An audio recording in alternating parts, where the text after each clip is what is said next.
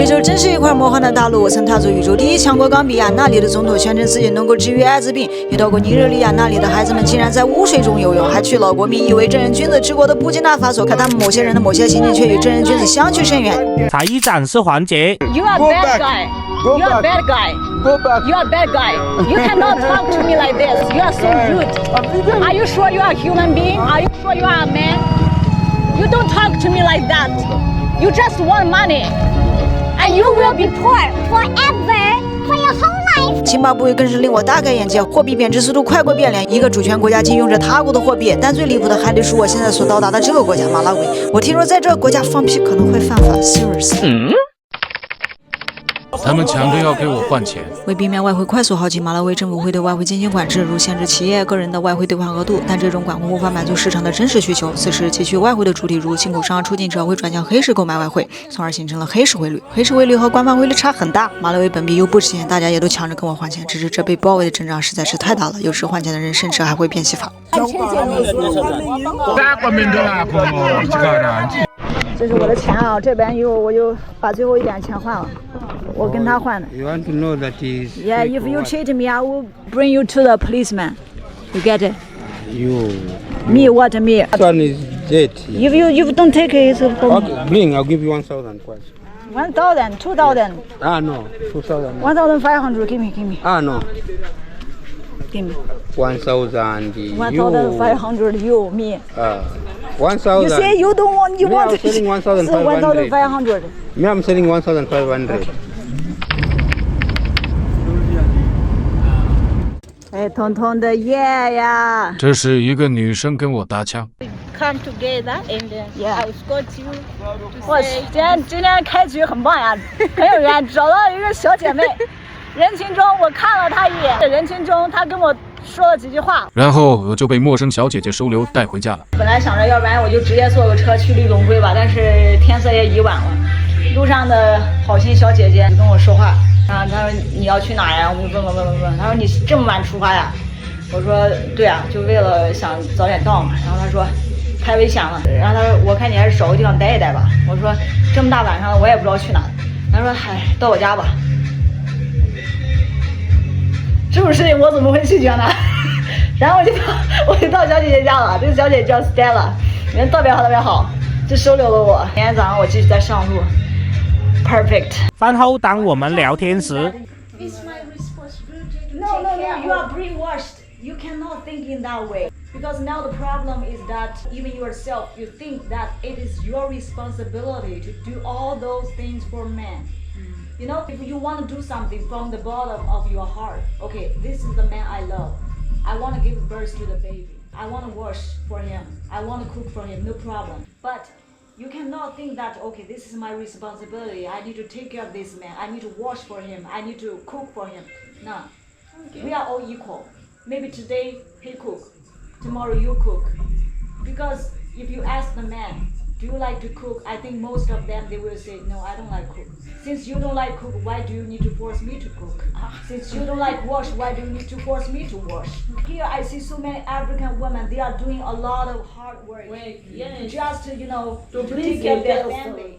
Yeah, you work so hard, but you didn't realize that something unequal is happening. You do so many, you sacrifice a lot for this family. Yes. But you still thinking that you need to do so many things for men. No.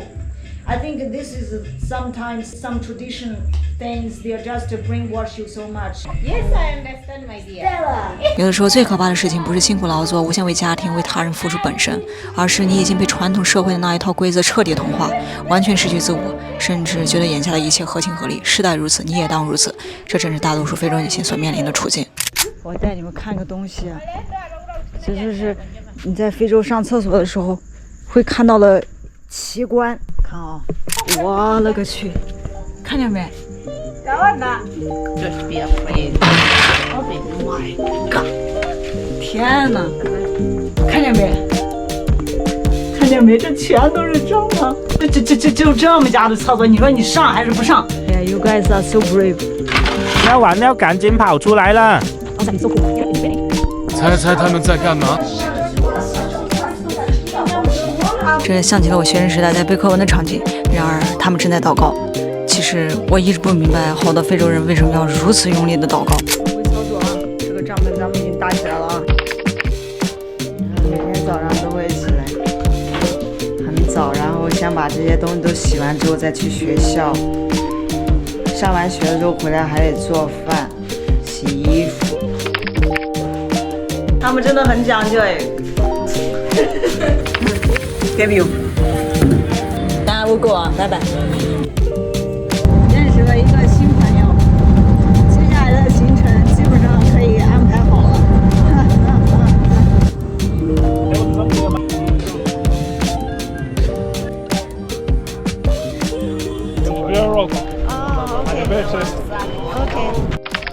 小兄弟回来了。总是会有人问我，Yankii你是怎么找到当地那些特别便宜的住处的？那我其中一个通常的做法就是认识当地人，找一个看起来还算实在的人，问问他们，然后半信半疑的让他们带你去当地的 lodge、hostel、guest house、motel、pension，whatever name。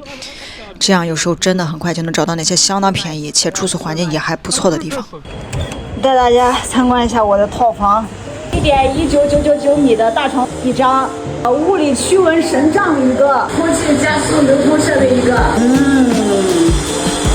该有的都有，还有个 mirror， 哦哟，有热水，阳台，哇，天好漂亮。约合人民币40元，你觉得怎么样？在2025年的多项统计中，马拉维的人均 GDP 预估在380至580美元之间，常年位列世界最不发达国家前10名左右，属于很少有人听说过的国家系列。在首都转悠的那几天，这里给我的第一感觉就是到处都在修路，基础设施建设和城市化规模相比其他的很多的非洲国家都确实相对不发达。世界最不发达的国家前10名的标签让我怀疑这个非洲国家相当落后，但冷不丁的却看见了肯德基，也有看上去还不错的综合超市。非洲的街头永远是个奇特的地方。在马拉维首都利隆圭，那里的人们烹饪鸡蛋的风法这个样子。这个塑料袋都不会破吗？这个做鸡蛋的方式真的是颠覆了我的认知。朋友们，哇，这个鸡蛋就好了呗，牛逼啊！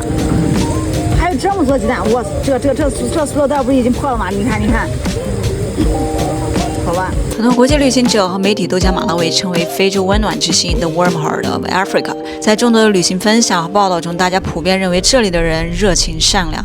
大晚上收留我的 Stella， 还有大热天在车站到处帮我这个陌生人找住宿的兄弟，则很好的诠释了非洲温暖之心马拉维。于是我开始怀疑在马拉维放屁会犯法这件事儿。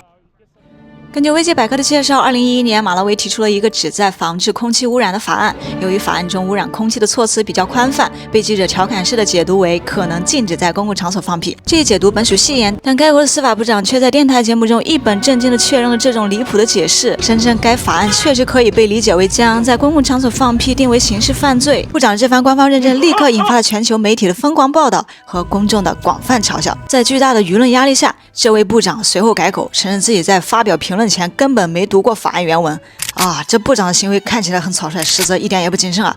这场风波最终逐渐平息。法案本身的侧重点是防治污染空气，但是媒体却咬文嚼字、断章取义，将一个严肃的环保法案扭曲成了一个国际笑话。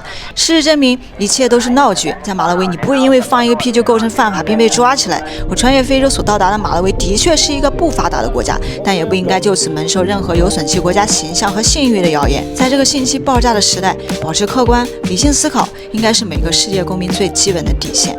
下一期视频，我将要去到一个名声比马拉维这个国家本身更大的地方——马拉维湖。